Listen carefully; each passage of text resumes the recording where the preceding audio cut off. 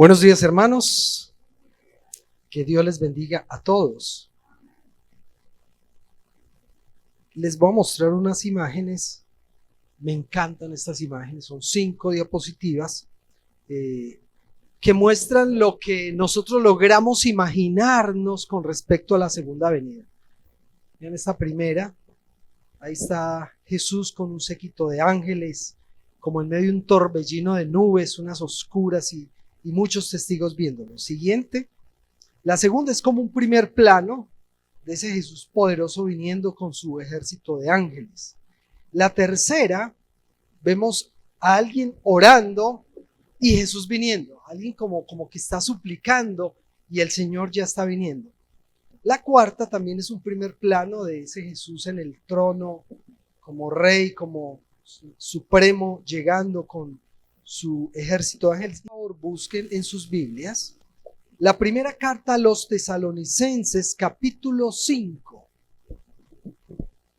Primera carta a los Tesalonicenses, capítulo 5, versos 12 al 24. Primera de Tesalonicenses 5, 12 al 24.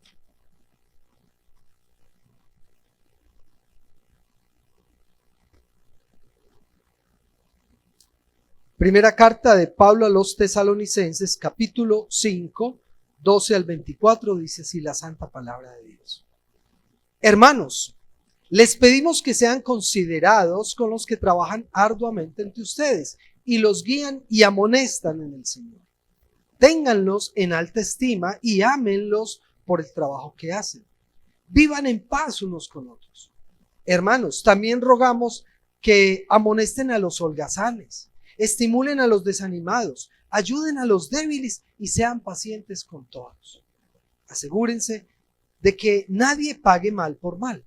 Más bien, esfuércense siempre por hacer el bien, no solo entre ustedes, sino a todos. Estén siempre alegres, oren sin cesar, den gracias a Dios en toda situación, porque esa es la voluntad para ustedes en Cristo Jesús. No apaguen el espíritu, no desprecien las profecías, sométanlo todo a prueba, aférrense a lo bueno, eviten toda clase de mal. Que Dios mismo, el Dios de paz, los santifique por completo y conserve todo su ser, espíritu, alma y cuerpo, irreprochable para la venida de nuestro Señor Jesucristo. El que los llama es fiel y así lo hará. Y la iglesia dice, amén, aleluya, que el Señor nos bendiga a través de su santa palabra. La primera carta a los Tesalonicenses, junto con Gálatas, son las cartas más antiguas del Nuevo Testamento. Fueron escritas por Pablo entre los años 51 y 52 desde la ciudad de Corinto.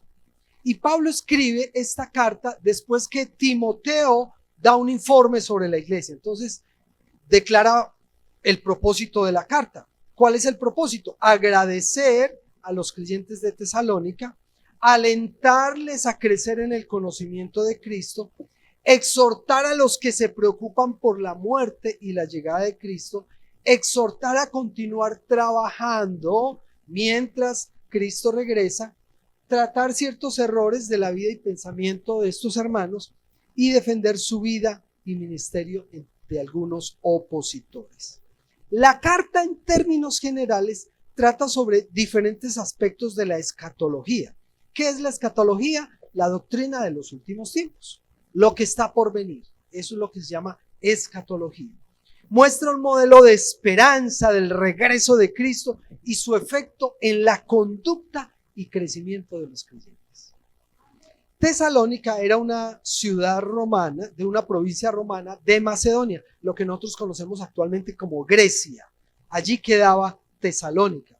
Estaba situada sobre una importante ruta comercial, por allí pasaba mucha gente. Y era una ciudad importante, centro militar, mercantil, comercial y la ciudad más populosa de lo que es Macedonia o lo que llamamos nosotros hoy día Grecia. La iglesia que existía allí fue fundada por Pablo en uno de los viajes misioneros Eso está escrito en el capítulo 17 de Hechos. El mismo Espíritu le ordenó que fuera a Macedonia.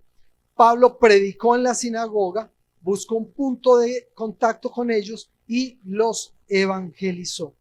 Allí la iglesia tuvo un ágil crecimiento, y aunque Pablo estuvo por poco tiempo, el evangelio creció con vigor y se extendió con el poder del Espíritu Santo. En el capítulo que leímos, el capítulo 5, que es la parte final de la carta, es como la conclusión, lo que se debe hacer después de Pablo explicar la segunda venida. Si ustedes leen antes de lo que nosotros leímos, Pablo explica detalles de la segunda venida, cómo será, cómo va a ser el evento, y después de eso les dice, bueno, entonces, mientras esperamos a Cristo, ojo con esto. Mientras el Señor viene, ojo con esto. Mientras el Señor llega, no se les olvide esto. Entonces, de allí vamos a extractar 3 actitudes que un cristiano debe tener mientras espera a Cristo. 3 actitudes que nos enseña el texto que debemos tener nosotros los creyentes mientras Cristo llega. ¿Cuándo va a venir Cristo? No sabemos. Puede ser hoy mismo, puede ser mañana, puede ser en años, puede ser en décadas o puede ser en milenios. No sabemos, pero va a venir. Y como no sabemos, hay que estar preparados. ¿Qué actitud debe tener un cristiano, un creyente con respecto a la venida de Cristo? ¿Qué actitudes? Número 1, una actitud correcta hacia el liderazgo de la iglesia. Qué bonito como empiezan versículos 12 y 13. Hermanos, les pedimos que sean considerados con los que trabajan arduamente entre ustedes y los guían y los amonestan. Ténganlos en alta estima y ámenlos por el trabajo que hacen. Vivan en paz unos con otros. Hay un primer llamado a reconocer las personas que trabajan en la iglesia, que hacen algo por la iglesia. Y me emocionó mucho ver el homenaje que le hicimos a María de Tina esta mañana. Las cosas hay que decirlas en vida. Cuando uno ya se va, ellos ya no escuchan. El muerto no escucha. Los grandes discursos que se proclaman cuando una persona se va, eso no lo escucha la persona. Hay que decírselo en vida. Los homenajes son en vida. Y nosotros nos sentimos bendecidos por el testimonio que tú has tenido en esta iglesia, María, porque has sido una líder íntegra y porque has trabajado duro por la obra. Y así para cada uno de los líderes de esta iglesia, los que trabajan en los diferentes ministerios, gracias. Y hermanos, ténganlos en alta estima. Agradezcanle lo que hacen los hermanos aquí con la música. Esto es un gran esfuerzo. Ustedes no se imaginan las horas que gastan estos muchachos, estas muchachas ensayando para que las cosas salgan bien, para que se escuche bonito. Los maestros de escuela dominical, los que trabajan en los diferentes ministerios, los maestros, los discipuladores, los que están en la administración. Algunos no se imaginan la gran cantidad de trabajo que esto implica. Ténganlos en alta estima, considérenlos. Reconózcanle su trabajo, díganles gracias, hermanos, por lo que hacen por la iglesia, por el esfuerzo, por lo que están entregando, su tiempo, sus dones, sus talentos. Y el texto es claro. ¿A quiénes? A los que trabajan arduamente, a los diligentes, a los que presiden, los que dirigen, los que gobiernan, los que guían en el Señor, los que enseñan, los que amonestan y los que aconsejan. Ámenlos. Demuéstrenle la gratitud. Y dentro de eso, el Señor les manda a través del apóstol a que vivan en paz. Eso trae un ambiente de paz en la iglesia, no de competencia, no de envidias, no de ingratitud, no de olvidar lo que hace el hermano, reconocer lo que hace el hermano. Reconocemos lo que tú haces, tu esfuerzo. En la iglesia hay muchos líderes. Yo podría decir que se paran la mitad de los que están aquí. Hacen algo en la iglesia, en cualquiera de los ministerios. Gracias, hermanos. Y el resto de nosotros agradecerles, tenerlos en estima. Eso es parte de vivir esperando al Señor, de reconocer lo que se está haciendo mientras el Señor llega. Estamos mostrando de verdad gratitud, aprecio, valoramos a nuestros líderes. les estamos dando gracias por lo que hacen. Cuando nos sentimos atendidos, cuando llegamos a la iglesia y alguien nos atiende, estamos agradeciendo eso. Estamos tratándolos con amor, porque es que a veces el liderazgo es difícil, porque se reciben críticas y la persona se está esforzando por hacer y de pronto hay una falla porque nadie es perfecto y viene la crítica y entonces nos olvidamos de todo el trabajo bueno que se ha hecho y hay una crítica y nos enfocamos en esa crítica y eso a veces puede desalentar al liderazgo. Segunda actitud mientras esperamos a Cristo. Ya vimos una actitud hacia el liderazgo, pero también debe haber una actitud correcta hacia la comunidad. Primero hacia los líderes, pero segundo hacia la comunidad. Versículos 14 y 15. Hermanos, también rogamos que amonesten a los... de primero están ahí los holgazanes. ¿Saben qué es un holgazán? Perezoso. Primero habló con los que trabajan mucho, aprecien, y a los que son como medio amonéstenlos. Estimulen a los desanimados, ayuden a los débiles y sean pacientes con todos. Asegúrense de que nadie pague mal por mal, más bien esfuércense siempre por hacer el bien, no solo entre ustedes, sino a todos. Una actitud correcta hacia la comunidad empieza por la amonestación, la exhortación, la guía. ¿Qué es eso? Que cuando alguien no está caminando como es correctamente, yo llego con todo el amor, con toda la humildad, o sea, no es ir a tumbar la cabeza. ¿Por qué está haciendo eso? No. Con todo el amor, con toda la humildad, con toda la paciencia, se corrige al hermano y se le brinda ayuda. Yo puedo ayudar. He visto que las cosas no andan bien. Quizás has tomado decisiones difíciles, erradas, y estás sufriendo las consecuencias. Yo podría ayudarte. ¿Cierto? No es un juicio, es una exhortación, una motivación a salir del error, a recuperarse, a reconocer su falta, a pedir perdón y a encaminarse con Cristo. En Tesalónica estaba pasando algo. Y es que los hermanos se emocionaron demasiado con la venida del Señor y dejaron de hacer sus responsabilidades. Entonces ya no querían cumplir con sus demandas, sus responsabilidades, su trabajo, sino que querían quedar mirando y esperando al Señor. No. Está muy bien que tengas expectativa por la venida del Señor, que anhelemos la venida del Señor, pero hay que seguir trabajando.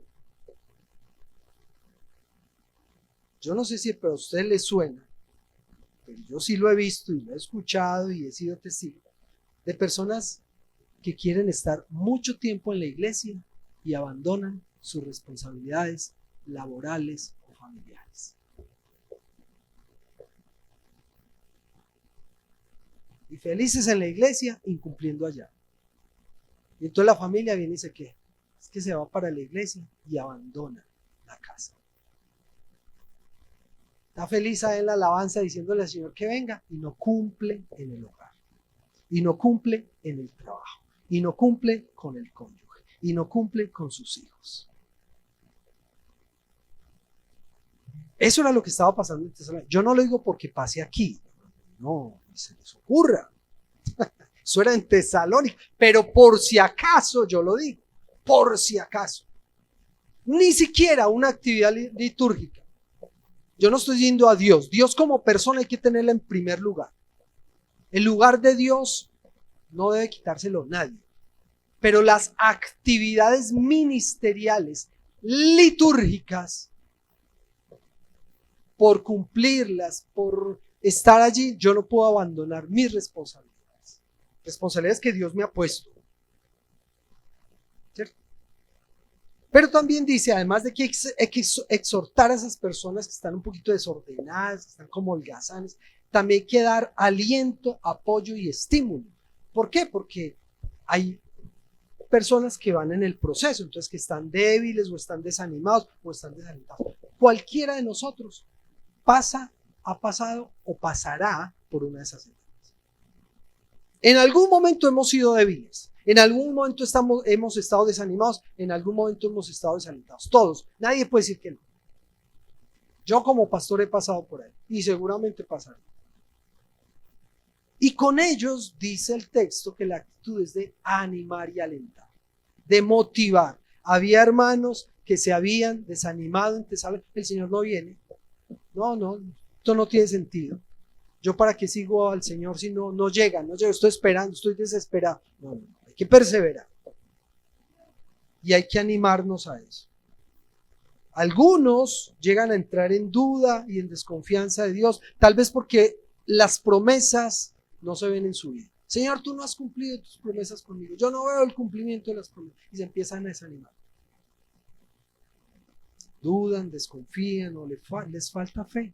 A esas personas, que es posible que suceda porque somos seres humanos, a esas personas hay que apoyar, hay que alentar, hay que animar y estimular mientras Cristo viene. Y yo les digo sinceramente, esa no es una labor sola del pastor, la pastora, del ministerio de consejería, no es una labor de todos. Si tú estás sentado al lado de una persona que está decaída, tu responsabilidad es darle ánimo. Si tú llegaste a la iglesia y hay una persona a tu lado, en tu banca, adelante, atrás, que está pasando una situación difícil, tu responsabilidad junto con la mía es de alentar a esa persona. Y me encanta esto porque el apóstol, hablando de la actitud que hay que tener con todos, sabiendo lo que somos seres humanos, dice, y paciencia con todos. Porque a veces se le va agotando a uno la paciencia, ¿sí? Con ciertos procesos, con ciertas situaciones. Paciencia. En las relaciones interpersonales, paciencia. En los procesos que cada uno llevamos, paciencia. En el cumplimiento de las promesas de Dios, paciencia. Necesitamos una dosis de paciencia, ¿no? Un poquito. Como la iglesia no es perfecta, nosotros los miembros de la iglesia no somos perfectos, por lo cual debemos tener paciencia unos con otros. Luego dice bondad. Y es bien bonito esto porque él concluye diciendo que esa bondad no debe ser para unos escogiditos, privilegiados. Yo tengo bondad con mis hermanos amados, el resto que se los lleven. No, para con todos. Claro que es más fácil amar a algunos, eso es obvio. Hay algunas personas que es fácil amar, ¿cierto? Hay unas que no es tan fácil. Y él dice allí, bondad con todos, con los amables y con los que yo llamo los inamables, los difíciles de amar, bondad con todos. Y esa bondad significa que yo no devuelvo mal por mal, sino que pago bien por el mal que me llega. Procuro el bienestar del otro. Yo debo procurar que el otro esté bien. Ya ojo por ojo fue cuestión del pasado. Ahora es bondad. Pongo la otra mejilla. Yo te devuelvo bendición por maldición. Yo te devuelvo un beso por un golpe. ¿Cómo es nuestra actitud en la comunidad y fuera de ella? Porque si estamos esperando a Cristo de manera correcta, nosotros debemos comportarnos así.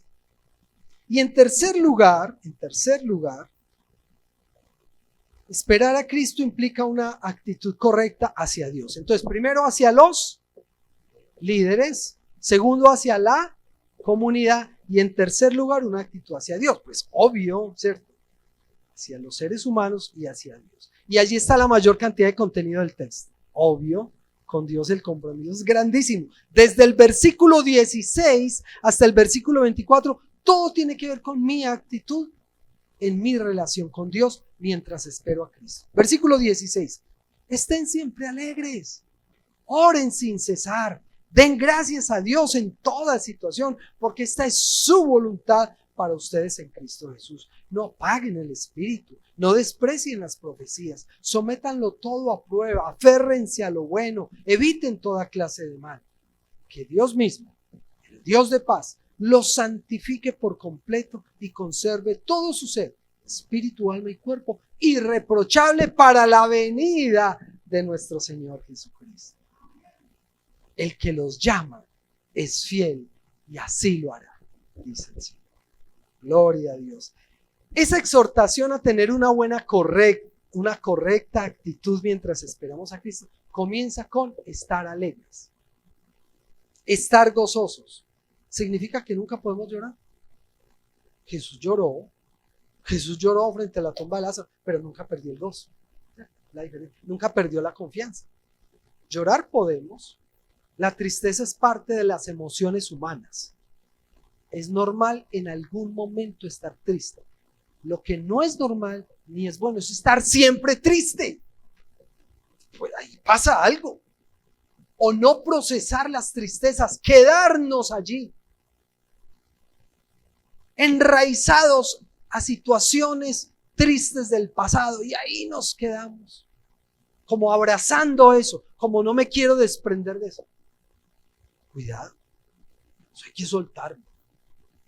Yo debo fijar mi mirada en Cristo, en lo que hizo Él en la cruz, y eso debe ser suficiente motivo para que la gratitud supere las tristezas de lo que me ha pasado. Yo no estoy diciendo que quizás lo que tú pasaste, lo que tú sufriste, no es nada. No, puede ser muy grande, pero es más grande la cruz. Es más grande Dios, es más grande lo que el Señor hizo en la cruz del Calvario para salvarme. Por lo tanto, el motivo de gozo y gratitud está por encima de cualquier situación triste en mi vida. Entonces, aún con eso que me pasó, yo vivo feliz porque Cristo me salvó. Y eso quedó en el pasado. Vivan siempre alegres. Gocémonos. A veces la quejadumbre, a veces aferrarnos a cosas nos hace perder el gozo. Hermanos, si nos amargamos la vida, si uno vive atado al pasado, a lo que no pudo haber sido y no fue, a la leche derramada. Mi esposa me dice mucho eso, no lloremos sobre la leche derramada. Ella es muy motivadora conmigo. Ya, soltemos el pasado. Lo que fue. Sigamos adelante, miremos hacia adelante. Cristo viene por su iglesia, viene por mí. Y después hace una exhortación a orar siempre, ¿cierto? Entonces, yo estoy alegre, yo oro, y en esa oración pues le expreso la gratitud al Señor. Oración implica comunicación permanente con Dios y dependencia de Él. Cuando yo oro mucho, significa que yo estoy dependiendo del Señor. Ese es el mensaje. Es que yo dependo de Él. Si yo no le hablo casi a Dios, pues estoy tratando de ser autónomo, autosuficiente. Yo dependo de mí, yo lucho solo, yo trato de hacer las cosas. Cuando yo oro mucho, Señor esto, Señor mira, Señor gracias, Señor ayúdame, Señor eres grande. Orar. Dando gracias. Orar, dando gracias. El 16 me dice que debo estar alegre, el 17 me dice que oro, y el 18 me retorna como una conclusión de ambas cosas. Da gracias en toda situación. Ahí está diciendo que des gracias cuando recibes solo las bendiciones. En toda situación. Yo he conocido personas con una capacidad de agradecer en las peores tragedias. Yo veo esa fe y yo digo, uy, les está pasando algo terrible, y yo estoy mirando y yo me corto las venas y ellos están diciendo, gracias Señor. Yo veo ese nivel de fe en las peores circunstancias, y esa confianza en Dios no se derrumba. Gracias Señor. Eso es admirable, y eso es lo que pide el Señor de nosotros, que demos gracia en toda situación, porque esa es la voluntad de Dios. Él quiere que nosotros seamos agradecidos, que tengamos una actitud de contentamiento, que no veamos el punto negro en la sábana blanca. Somos expertos para encontrar el punto negro de la sábana blanca, y tenemos 1.000.000 de bendiciones, pero nos fijamos en el problema. El problema que estoy viviendo, y se me olvidan todas las bendiciones que el Señor ha hecho, y dejo de dar gracias. Y no estoy esperando a Cristo entonces con la actitud correcta. Y dice que no resistamos al Espíritu. Dentro de esa lista de instrucciones, una lista de instrucciones, dice, no resistan al Espíritu Santo, o no apaguen al Espíritu Santo. ¿Qué función tiene el Espíritu Santo? ¿Para qué Dios el Padre para que Dios el Hijo nos envió al Espíritu Santo, que es Dios, la tercera persona de la Trinidad. ¿Para qué? Consolarnos, convencer de pecado, instruirnos, para llevarnos a Cristo.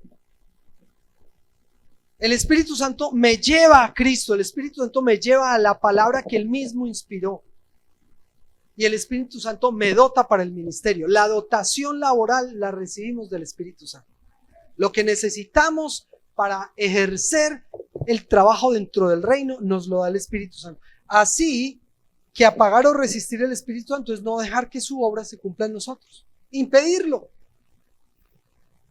No colaborar. No estar dispuesto. Cerrar las puertas. Pero también dice que hay que hacer con las profecías.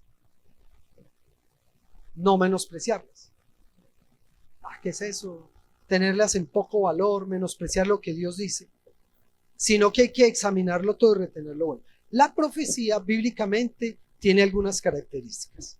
Primero, es un mensaje de Dios para su pueblo a través de alguien, ¿cierto? Dios comunica un mensaje. Segundo, la profecía hoy no contiene revelación nueva. Si alguien habla en profecía, no es para revelar algo nuevo, es para clarificar o aplicar lo que ya está en la palabra de Dios. ¿Listo? No contiene revelación nueva, sino que explica, aplica, ilustra lo que ya está plasmado en su palabra. Y 1 Corintios 4:3 dice que la profecía es para consolación, exhortación y edificación. Entonces, consuela a la iglesia, exhorta a la iglesia y edifica a la iglesia. Dice Pablo que debe ser evaluada, ¿cierto? Hay que examinar. Ustedes deben evaluar la prédica. Lo que él nos está diciendo sí es bíblico. Siempre. No, porque es que es el pastor. No. Siempre evalúen el mensaje que están recibiendo. Lo que escuchan en este púlpito, lo que escuchan en redes sociales, lo que les dice alguien, evalúenlo a la luz de la palabra. Lo que se está diciendo sí está en la palabra o se lo está inventando. Eso hay que evaluarlo siempre. Porque los que no evalúan se los lleva a la corriente y terminan creyendo unas cosas. Lo que se da cuenta uno que cree la gente. Oiga, unos cuentos y se los tragan completicos. Porque no hay discernimiento. Porque como no conocen la Biblia, cualquier bus les sirve. Cualquier cuento, qué maravilla. Hay que discernir, hay que evaluar. Lo que se está diciendo si es bíblico. Lo que se está predicando es de acuerdo a lo que está en la palabra del Señor.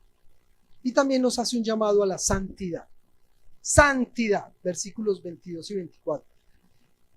La santidad tiene dos partes. Una parte que es mi responsabilidad y una parte que es de Dios.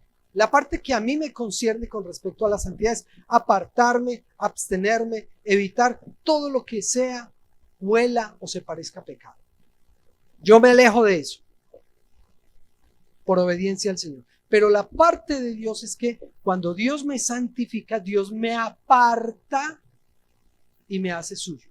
Eso es santificar. El Señor me recoge de donde yo estaba, del lodo cenagoso, me limpia, me hace suyo y me da un oficio. Me pone a trabajar para Él. Eso es santificación, ¿cierto? Entonces la santificación tiene una parte que es la obra de Dios, que me aparta, me restaura y me usa, pero hay otra parte de la santificación, es que yo con mi conducta me aparto de todo lo que el Señor diga, eso no es bueno para ti, que se llama pecado en la Biblia. Cuando habla Pablo aquí de santificar, dice, el Señor los santifique en todo su ser y menciona tres partes, espíritu, alma y cuerpo. Esta parte aquí es un poco compleja, pero voy a tratar de explicarla lo más sencillo posible. Algunos han tomado este versículo de manera aislada, olvidándose del resto de la Biblia, y dicen, no, es que el ser humano está compuesto de tres partes, de espíritu, alma y cuerpo. El ser humano es una trinidad. Reforzada la cosa. Si uno toma ese versículo solo, sí, ahí puede sacar toda una teología y enseñanza sobre el ser humano tripartito, tres partes. Pero el resto de la Biblia no confirma eso.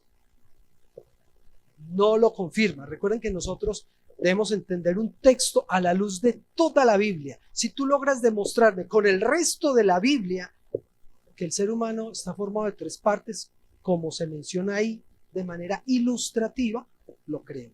Pero ahí está ilustrando. Un ejemplo, en Deuteronomio 6 dice, ama al Señor con todas tus fuerzas, con todas tus... Menciona una cantidad de partes. Entonces ya no son 3, sino 4, 5. No. Esto es para ilustrar. Como cuando, mira, vas a hacer esta tarea y a esta tarea le vas a meter todas las ganas. Lo vas a hacer con tus manos, lo vas a hacer con tus ojos, con tus oídos, con tu boca. La boca trabaja por aquí, los ojos por allá. No. Lo que está diciendo es que le meta todo a eso. Todo el perrinque, todo. Es decir, usted está concentrado en eso. Lo que está diciendo aquí el texto es que todo el ser, con todo lo que soy, con todas las ganas, con toda la emotividad, con todo lo que yo soy, debo trabajar en la santidad y esperar que el Señor me santifique. En Marcos capítulo 12, verso 30 dice, y amarás al Señor con todo tu corazón, con toda tu alma, con toda tu mente, con todas tus fuerzas. ¿Menciona cuántas? 4 partes. Entonces, según este versículo, no somos 3, sino 4. No. El ser humano está formado por una parte material y una parte inmaterial que son una unidad. Ya. Así somos. Somos una unidad formada de una parte material, que es el cuerpo, y una parte inmaterial, que es lo que nos da la vida. ¿Cierto? Lo que el Señor sopló en el primer ser humano. Y santificar entonces quiere decir guardar sin mancha, perseverar de manera irreprensible, es decir, sin queja, y conservarse íntegro. ¿Hasta cuándo? Hasta que Cristo venga. ¿Hasta cuándo vas a caminar recto delante del Señor? Hasta que Él venga.